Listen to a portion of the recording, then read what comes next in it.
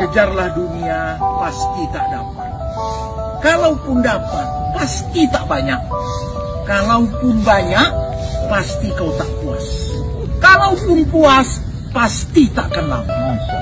Tapi kalau akhirat kau kejar, pasti dapat. Sudahlah dapat, pasti banyak. Sudahlah banyak, pasti kau puas. Sudahlah puas, abadi selama-lamanya. Alhamdulillah sambil menunggu waktu maghrib nih Pak. Jadi yang nunggu waktu ibadah teh bukan waktu ibadah nunggu kita ya. Ulangi kembali Pak, perkenalkan namanya. Alhamdulillah, nama saya Abdullah dari Karawang. Dari Karawang. Alhamdulillah kesini menyengaja ketemu saudara-saudara Muslim yang ada di sini.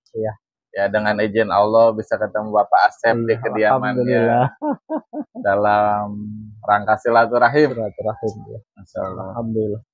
Ya terima kasih Pak udah diketemukan sama Allah ya hakikatnya. Asbab Bapak melalui perjalanan dari sana berangkat Masturat ke Kampung Pakenjeng ya Pak ya. Di tempatnya Bapak Agus. Haji Agus. Pak Haji Agus ya. Alhamdulillah. Gimana Pak? Baru berapa hari berarti? Ini kebetulan hari yang pertama. Terakhir. Oh, yang terakhir. Hari yang ketiga. Oh. Hari yang ketiga. Oh, gitu. Kami ada 5 pasang. Oh gitu, 5 pasang. Tapi kesan selama ini kan 1, 2, 3 yang terakhir ya sekarang. Kesan pemulihan itu gimana? Kalau kita melihat keadaan ya teman-teman luar biasa mujahadah. Alhamdulillah. Dari satu masjid ke masjid yang lainnya itu perlu waktu, perlu jarak yang lumayan tidak mudah. Perlu pengorbanan. Dikarenakan kan daerah di sini tuh berbukit-bukit Pak. Jadi satu tempat ke tempat lain itu lumayan ya ada jarak tidak inilah. Kalau di kota kalau tempat kan kampung itu satu tempat, satu area, satu blok itu pasti ada masjid. Kalau di sini masjid ini satu, ada itu di sebelah sana, ada yang jarak sampai ya 500 meter, paling dekat. meter. Paling dekat ini berapa meter paling? Berdampingan. Alhamdulillah lah. Mudah-mudahan asbab kedatangan Bapak ke sini dalam rangka perjalanan. Ya sebenarnya kan setiap orang itu senantiasa di keseharian untuk memperbaiki diri ya Pak ya. Memperbaiki diri, memperbaiki keluarga. Ya mudah-mudahan ada efek kebaikan bagi kami-kami yang dikunjungi Pak, yang di silaturahmi gitu. Supaya lebih mendekatkan dirinya kepada Allah. Amin. Alhamdulillah. Kalau dari sana kemarin pakai travel atau bawa sendiri? Masing-masing. Oh, masing-masing. Ada 2 rombongan. 2 rombongan. Oh iya. 2 mobil. Rencana kalau dari sini? Dari sini besok pagi selepas bayan wapsi, kita beranjak pulang ke Karawang. Ke Karawang. Iya. Oh di Karawang musim hujan juga sama ya Pak ya? Sama musim hujan. Lagi nggak banjir. Sebagian Karawang itu yang banjir daerah Teluk Jambe sama seperti pegunungan seperti ini. Oh, Cuma kondisi curah hujannya lebat. Lagi lebat. Betul. Sedikit nih Pak, kami barangkali mudah-mudahan jadi ibroh lah bagi kami semua. Terus orang-orang juga kan mesti ada yang penasaran gitu Pak, pingin tahu maksud dan tujuan yang lebih spesifik lah, lain daripada untuk memperbaiki diri ya Pak ya. Ada hal yang mungkin ketika Bapak menjalankan kegiatan Masturat ini yang paling pokok dan yang paling utama itu Pak, selain dari memperbaiki diri dan keluarga, itu ada hal apa lagi gitu Pak? Ya kalau kita rasakan kita rasakan pada hakikatnya hidup itu kan sebuah perjalanan. Hidup itu sebuah perjalanan. Berawal dari alam ruh, kita dikumpulkan pertama kali seluruh manusia yang akan lahir di muka bumi itu bertempat jadi satu. Masya Allah. Setelah itu beralih alam lagi di alam rahim. Betul, kurang betul. lebih 9 bulanan. Betul. Bisa ada yang lebih, bisa ada yang kurang. Betul. Cuma maksimal kurang lebihnya seperti itu. Betul. Di alam ruh kita disempurnakan iman kita. Alastu birabbikum, semua ruh menjawab, qaulu bala sayyidina, apakah benar aku ini Tuhanmu? Nah, ruh menyaksikan bahwa iya benar, bahwa engkaulah Tuhan kami. Nah, setelah disempurnakan imannya di alam ruh tadi, perjalanan selanjutnya ada di alam rahim.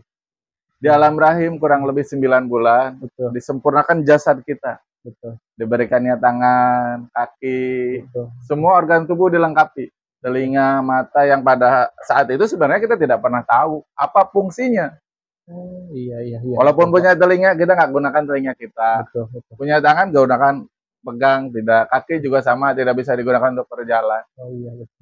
Tapi ketika kita terlahir ke alam dunia, tidak sempurna organ tubuh kita akan mendapatkan kesusahan. Tidak punya kaki, tidak bisa berjalan. Tidak punya mata, tidak bisa melihat. Allah Maha tahu kebutuhan kita. Maka Allah sempurnakan. Betul. Nah, setelah terlahir ke alam dunia, Allah juga sama. Jadi dari setiap fase, setiap kurun itu Allah punya maksud. Bermula dari disempurnakan iman kita. Yang kedua di alam lahrim ya, disempurnakan jasad kita, organ tubuh kita. Nah, apa maksud Allah Subhanahu wa taala turunkan kita nih ke alam dunia? Yaitu menyempurnakan iman. Makanya ketika kita memiliki iman, sekecil-kecilnya iman, Allah akan balas dengan surga yang luasnya 10 kali lipat dunia. Itu sekecil-kecilnya iman. Kalau dicontohkan gitu Pak, sekecil-kecilnya iman itu kalau contoh yang paling kecil dalam perbuatan keseharian itu apa? Iman itu orang ada. Iya, betul. Ketika melihat kemaksiatan, minimal ada benci di dalam hatinya bahwa itu maksiat. Makanya iman umat akhir zaman ini ya jadi wayangkus. Kalau Nabi ya turun naik, tapi kalau kita umat akhir zaman keluar masuk. Kadang ketika ada maksiat, ya kita ikut gabung. Bahkan kita yang melakukan maksiat. Gitu. Yang tidak secara langsung tidak sadar.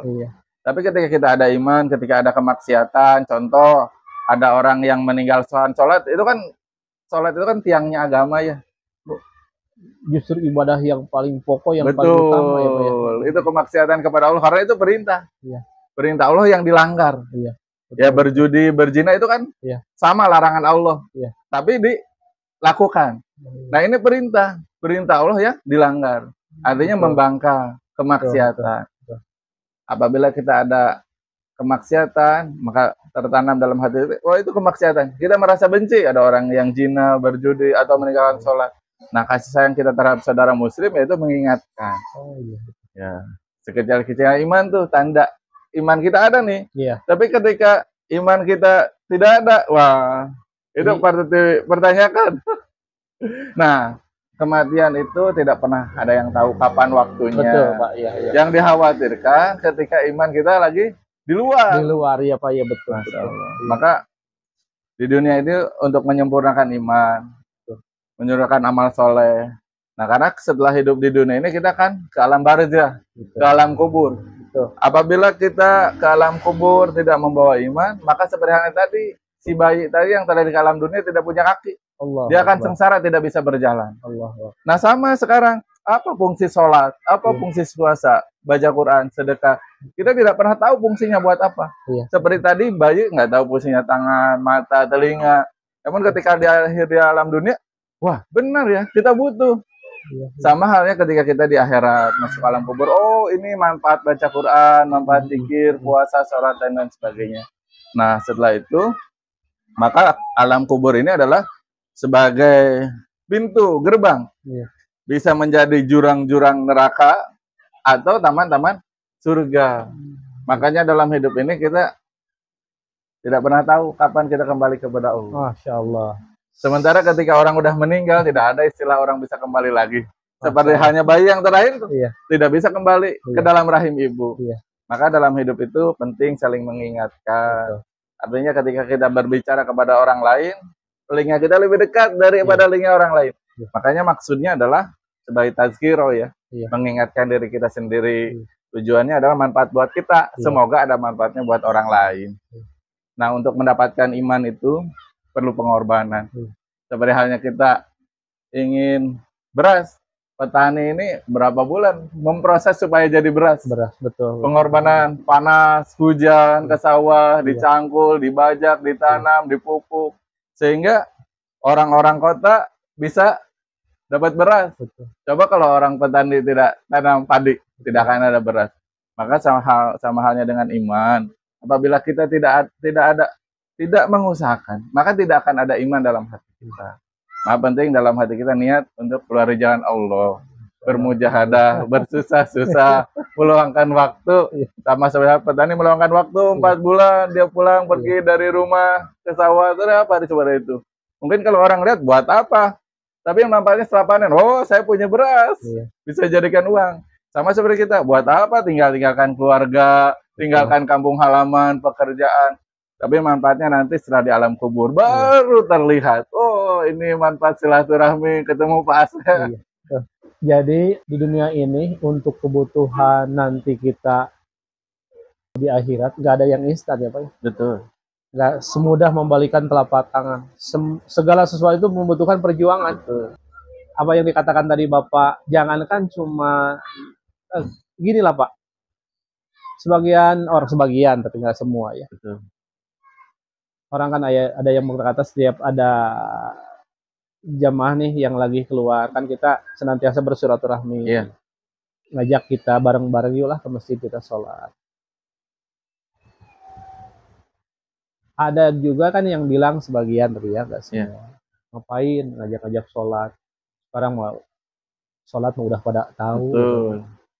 Emang udah pada tahu, tapi ketika dia bilang tahu, kalau lihat di masjid-masjid gitu Pak, paling anak bocah kayak gitu, gitu ya. Itu juga anak bocah yang mungkin mau ngaji, orang-orang tuanya emang bisa dikatakan santai-santai aja di rumah. Apa yang dikatakan dia itu sudah pada tahu, tapi pada akhirnya itu dia belum tahu gitu. Kata Bapak tadi, kalau seandainya dia itu mau mengorbankan diri ya minimal berjalan dari rumahnya ke masjid kan itu sudah berapa langkah, berapa derajat yang dinaikkan, berapa dosa yang akan dihapus sama Allah. Baik, begini Pak Sep. Jadi hari ini orang itu tahu ajaran Islam. Betul, siapa Pak yang tidak tahu sholat? Betul. Perintah Allah. Bagi perempuan, siapa yang tidak tahu harus menutup aurat? Cuma saat ini adalah lemahnya iman. Orang itu bukan hanya sekedar tahu, tapi butuh jazbah, butuh semangat, butuh iman untuk melaksanakannya. Makanya jangan salahkan Islamnya, jangan salahkan ajarannya. Manusianya tadi yang tidak mengamalkan apa yang diperintahkan oleh Allah. Nah, maka penting usaha atas imannya ini sehingga bisa mendorong ilmu pengetahuan yang kita ketahui untuk diamalkan. Jadi hari ini kendalanya bukan masalah orang tahu atau tidak, tapi semangat untuk mengamalkan pengetahuannya agar dia terdorong untuk melaksanakan perintah Allah. Saat ini semua orang tahu bahwa salat itu wajib ya. Bahkan disunahkan untuk pergi ke masjid berjamaah dengan nilai tentunya yang berbeda. Cuma hari ini kendalanya adalah satu, kurang kekuatan dalam hatinya. Makanya kami tujuan seperti ini ya belajar ya, meluangkan waktu agar mendapatkan hakikat iman sehingga kita ada kekuatan untuk amalkan agama. Setelah sepulangnya kita silaturahmi dari masjid ke masjid seperti itu. Emang butuh kebersamaan juga ya Pak ya? Iya. Jadi kita emang jangan acuh tak acuh melihat tetangga. Ternyata emang kekurangan bagi kami, bagi kami yang ada di daerah. Mudah-mudahan asbab kedatangan Bapak, amin, kami juga bisa tergerak. Amin. Dikasih kekuatan sama Allah, amin, kemampuan sama amin Allah, bisa mengajak saudara-saudara kami. Amin. Minimal dulu Pak, kita sama-sama berjamaah dulu. Betul. Gitu. Setelah itu mungkin kan sebenarnya kan di sini juga ada dai, ya, para ustadz ada. Betul. Setelah itu mudah-mudahan kita bisa menimba ilmu lah dari beliau-beliau yang ada di sini lah, di Makomi di sini. Mudah-mudahan seperti itu. Amin. Alhamdulillah, mungkin daripada para bapak-bapak teh senantiasa ya hakikatnya Allah ya asbabnya bisa mengingatkan kami gitu Amin. Pak. Ya seperti melemparkan bola ke dinding. Iya, betul. Semakin keras pantulannya maka akan kembali ke kita. Iya. Makanya dalam tausiah tazkirah pada prinsipnya adalah mengingatkan orang si pembacara, si penyampai materi. Ketika ada kebaikan buat orang lain itu bonusnya. Karena prinsip utamanya adalah si narasumber itu, si pembicara tadi, betul, untuk Pak, mengingatkan dirinya sebagai tazkirah suatu saat nanti. Karena ya tadi manusia pasang surut. Kadang lemah, kadang semangat, karena setan nih dan hawa nafsu senantiasa bekerja sama. Justru banyaknya lemahnya Pak. Iya. Makanya penting kita silaturahmi, saling mengingatkan sesama muslim. Seperti itu Pak Asep. Alhamdulillah. Alhamdulillah saya bisa berkunjung ke Pak Asep ini dalam rangka itu. Kita tidak diundang, juga kita tidak pernah merencanakan kapan mau ketemu, tapi ini kehendak Allah.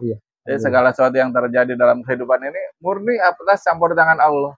Walaupun kita merencanakan melakukan sesuatu, tapi kalau bukan seizinnya, kita tidak pernah bisa melakukan itu. Betul Pak, iya betul. Ya barangkali terima kasih Pak ya, Bapak telah berkunjung ke tempat kami. Mudah-mudahan kami semua, yang terutama keluarga di lingkungan kami ini, bisa lebih meningkatkan keimanan dan ketakwaan kepada Allah. Senantiasa bergandengan tangan untuk bahu-membahu Pak, untuk berjuang menegakkan agamanya Allah, meneruskan sunnah-sunnahnya Rasulullah ya Pak ya, mudah-mudahan seperti itu. Amin. Terima kasih Pak atas kunjungannya. Terima kasih juga. Iya. Assalamualaikum warahmatullahi wabarakatuh. Subhanakallahumma wa bihamdika asyhadu an la ilaha illa anta astaghfiruka wa atubu ilaik. Maha suci Engkau ya Allah, aku memujimu dan aku bersaksi bahwasanya tidak ada ilah yang berhak diibadahi kecuali Engkau. Aku minta ampun dan aku bertaubat kepadamu.